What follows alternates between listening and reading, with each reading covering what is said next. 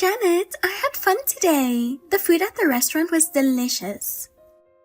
Above all, your fiancé Bob was so nice that my heart was pounding.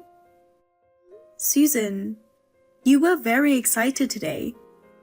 Yes. It's a rare experience to have dinner with both families. That's true. But I never thought you would marry someone from our company. We work together at our dad's company, but we work in different departments and on different floors, so we don't get a chance to see each other at all. That's true. Hey, how did you get close to him? To be honest, I had the impression that your taste in men wasn't that good. I was really surprised that you got a catch like him. Oh, wow. You know, your ex-boyfriend was a plain, unremarkable guy. He was honest and a very nice guy. Honest. To me, he seemed like a dull, nerdy guy. Well, you were also rather plain type, so you two were a good match. But Bob is stylish and has good taste. And he works for our company, so he must have a steady income, right? He started working here the same year as you. And he's in the corporate planning department now, right? Yes. That department is full of elites. They say it's the starting point of a career path. You did a good job catching him.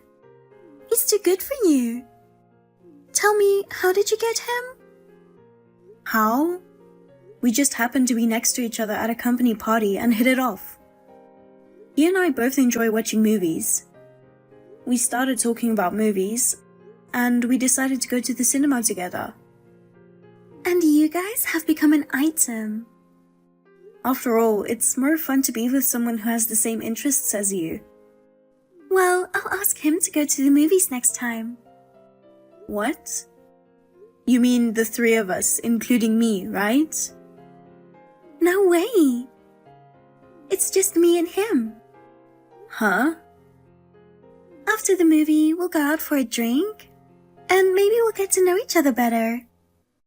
Wait, what are you talking about? He is my fiancé. That's why I'm asking him out. What? Because I can't believe that you are marrying someone like him. I'm kind of frustrated. You two are in the same department, so you met first, but I'm definitely a better match for him. You don't mind me going out with him, right? You're my big sister, so please give him to me. You know, stop messing around with me. I'm serious. You've always wanted my stuff, haven't you? Toys, clothes, whatever I had, you tried to steal them. I can't help it. I just want what you have. But he is not a thing. It's not something I give away. Then I'll just take him. What? Actually, I exchanged contacts with him today. No way. When did you... It's as if he's mine now.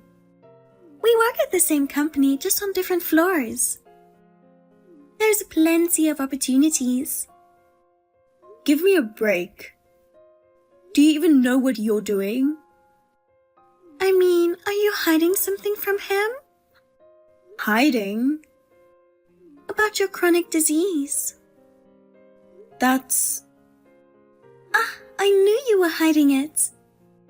You shouldn't trick him. I'm not tricking him. When I was a kid, I was in and out of the hospital. But I am much stronger now, and I can live a normal life. I'm under observation, so it's not like I have a chronic illness. I don't take medications regularly, and I don't have to tell him that, do I? But being under observation doesn't mean that you're perfectly healthy, does it? And like you, I rarely catch a cold. And I got all A's in my medical checkup. And I'm 5 years younger than you. If he sees me, younger and healthier, He will choose me. Wait, Susan, are you going to tell him about my disease? Of course. You shouldn't hide things from your fiancé. Don't do that. I'll tell him about my illness. When are you going to tell him? Isn't it too late to tell him after you get married? I mean, can you have a baby with a body like that? My doctor says this doesn't affect my pregnancy and delivery. This is personal. You have no right to tell him. As your sister, I can't keep it from him. If you ruin his life, it would be a big problem, wouldn't it? That won't happen. I hope not. If your illness suddenly gets worse and you collapse, he will be shocked. If anything, Janet, you can collapse and be taken to the hospital. Huh? That's right. If you get sick before you get married, I win. If you stay in the hospital for a long time, you can't get married. In the meantime, I'll make sure him and I get to know each other better. Don't be ridiculous. I'm going to tell him about my illness. He knows that I'm not that strong. Susan, don't do anything unnecessary. I'm only going to tell him the truth. That's not what you're supposed to do. We're engaged. Don't be a pain. Bob, tomorrow is Saturday and we are off work. Why don't we go look for a wedding venue? Oh, sorry. I have plans tomorrow. You said that last week too, and we didn't do it. We don't have to be in such a hurry. There are tons of wedding venues out there. Why don't we go look next week? Even so, it's better to be close to where our parents live. Besides, according to my friends, popular wedding venues fill up quickly. If it's not a good location, it'll be hard for our relatives to come. Don't worry, we'll figure it out. Well, by the way, when are we going to get the marriage certificate? Marriage certificate? We are supposed to register first and then have the wedding, aren't we? I think it's better to get the registry done before we get too busy with the wedding. Well, we could do it after the ceremony, right? Huh? It can't be helped. I'm so busy with work. I can't go to the office when it's open. But can't you leave a little earlier for a day? It's an important once-in-a-lifetime thing. Don't rush it. Let's wait until I'm settled down with my work. Bob, you've been acting weird lately. What? After we met our parents and started talking about the wedding, we've stopped moving forward. You think? You're still not looking for a place for the wedding. You're even trying to delay the register. You don't want to marry me anymore? No way. I'm worried because you're acting weird. You're thinking too much. Don't worry. I'm just busy with work. I'm positive about our marriage. By the way, there's something I want to check. Check? About the future of the company. About the company? You're the president's daughter, and you're a candidate to be the next president. If I marry you, I'll be the husband of the president's daughter. I myself could be a candidate for the next president, right? Well, I think so. But why are you asking me that? Let me get straight to the point. If I marry you, what are the chances that I would be the next president? I think it would be big. When I think about having a baby, there will be a period of time when I can't work. I think there is a good chance that my father will ask you to take over since you're on the career path. That is, if you are the first to succeed him. What are you trying to say? Your sister Susan is also a candidate to be the next president, right? She's the president's daughter too. If she were to take over, you and I would be just company employees. I don't know about that. For now, my father wants me to take over the company. If nothing happens, I don't think my sister will become the president of the company. There. What? You just said that if nothing happens, right? You have a disease. There is a chance that it could get worse and you would not be able to work, right? And you wouldn't be able to be the president. Then she would be the next president, right? Well, but I can't imagine my illness getting worse. Even though I'm under observation, I'm living life like everybody else and I'm working just fine. That said, you never know what's going to happen. To be honest, I'm worried. Of course, I don't know what's going to happen in the future, but I can tell you this for sure. I'm not going to leave the company for an extended period of time because of my illness. My sister will not take over. Are you sure about that? Alright then. Let's go get the marriage certificate soon. When can we do that? Well, next Wednesday. I'll finish work early. We can go register the marriage together. Okay. Thank you. Bob, sorry about today. It was the day we were supposed to get married. I ended up in the hospital. I didn't expect to have an accident on my way to work. A car ran a red light right in front of me. I pushed the brake pedal hard, so luckily I didn't get hurt. But I was so shocked that I passed out and had to be taken to the hospital. But don't worry. Doesn't look like the disease has come back. I'm staying in the hospital for a couple of days to be safe. But as soon as I get out of the hospital, let's go register our marriage.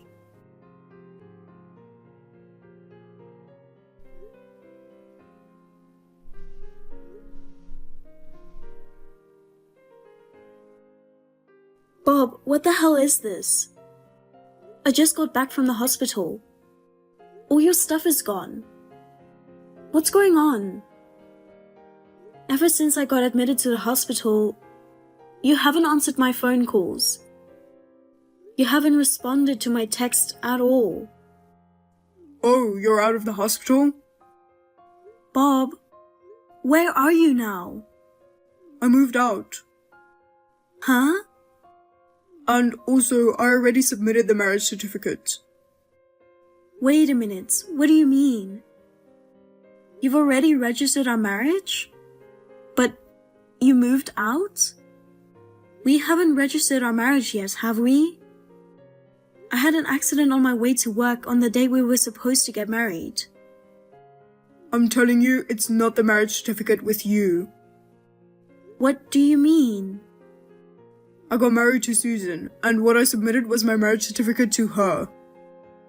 Marriage certificate with her? Because if I marry you, our future won't be so bright.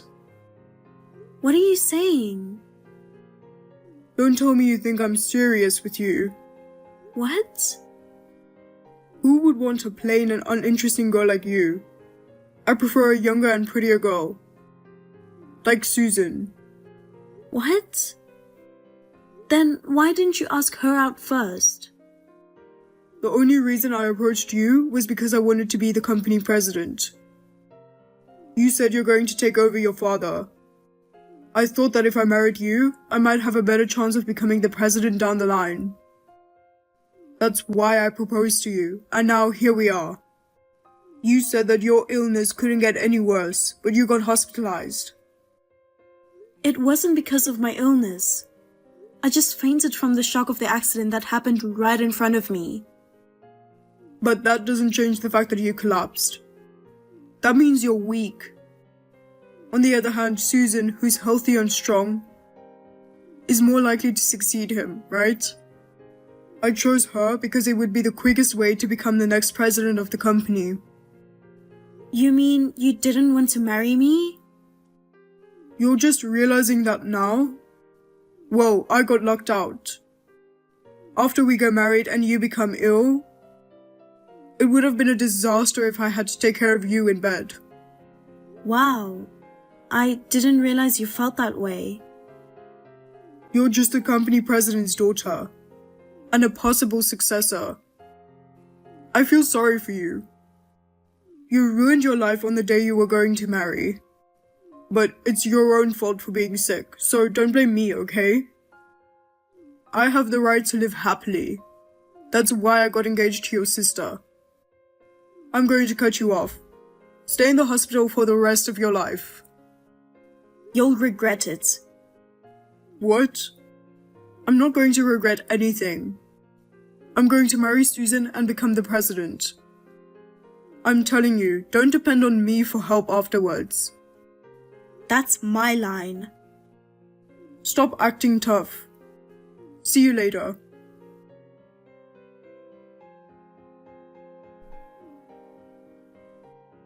Hey, Janet. You did it, didn't you? Why did you fire me and Susan?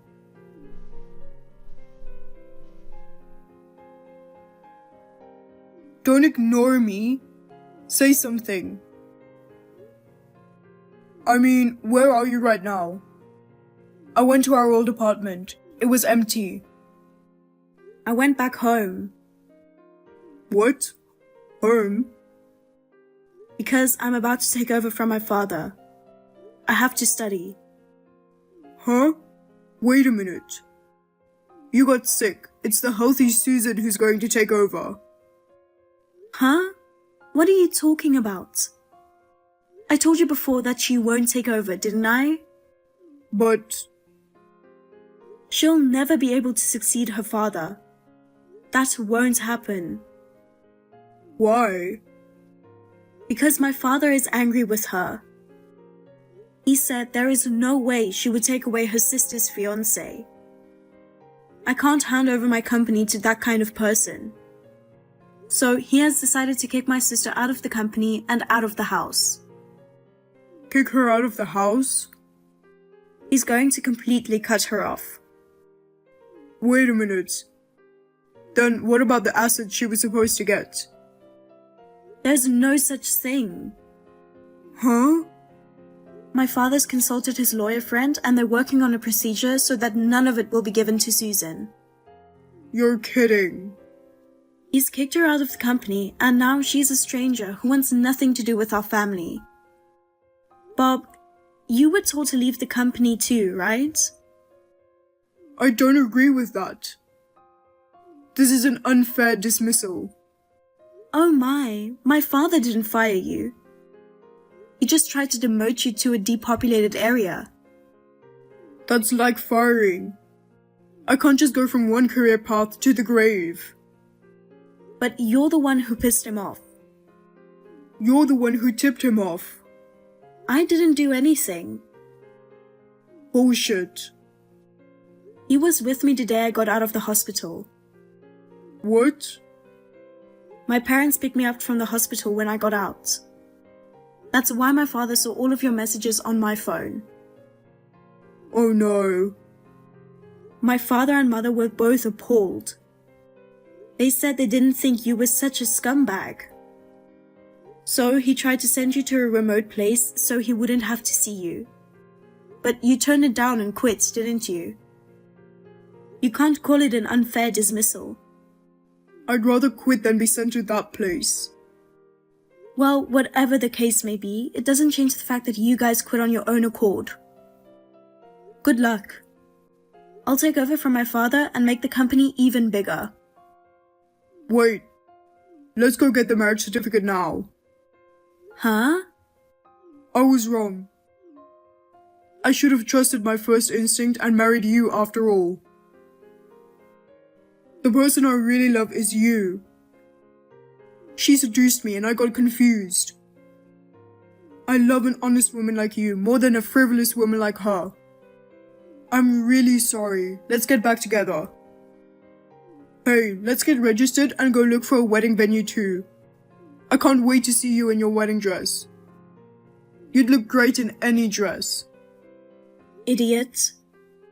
Huh? I realized I didn't have good taste in men. I learned it in a hard way. I mean, you were reluctant to go look for a wedding venue. You kept putting off the registry. I knew something was wrong at that point. After all, you don't care who you are married to. You just want to be the president. Well, I thought I'd be lucky to be the next president, but I only love you. Unfortunately, there's no going back. We're done. Thank you for everything. Goodbye. Wait a minute. Oh, let me say this one last time. What is it? You're ready to forgive me? Huh? Fine, say whatever you want. I'll do whatever it takes to marry you. Well then, you'll have to pay me a handsome alimony. Huh? You broke off our engagement because you cheated on me, so I'll charge you alimony. That's all I wanted to say. I'll ask my lawyer to do the rest. So, goodbye then. Wait a minute. Give me one more chance. Please.